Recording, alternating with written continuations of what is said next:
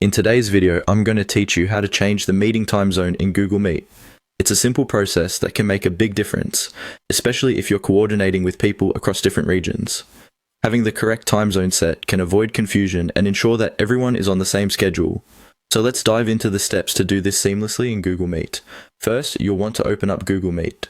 Once you're there, the initial step is to create a new meeting. To do this, simply locate and click on the New Meeting button. This is typically found on the main page once you're logged into your Google Meet account. Clicking this will give you a few options. Now, what you want to do next is choose the option to schedule a meeting in Calendar.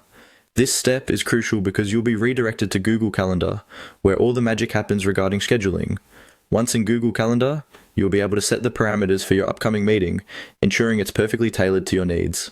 You'll see a variety of options for setting up your meeting details. Among these, look for the option that says Time Zone. It's usually next to the date and time settings of your meeting. Clicking on this option will allow you to change the default time zone for your meeting. Once clicked, you'll be presented with a drop-down list of available time zones. This brings us to the final step, which is to select the time zone that you desire for your meeting. Browse through the list and pick the one that corresponds to the region you're targeting.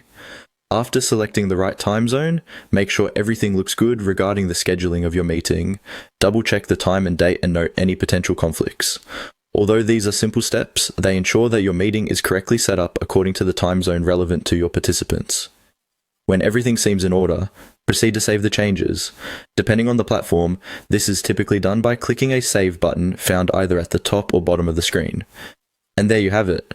You have successfully changed the meeting time zone in Google Meet, all done within the familiar setting of Google Calendar. Remember, taking a few extra minutes to verify these details can help guarantee that your meetings run smoothly for everyone involved, no matter where they are in the world. By following these steps, you'll efficiently coordinate meetings across various time zones without any mix-ups. I hope this guide has been clear and helpful.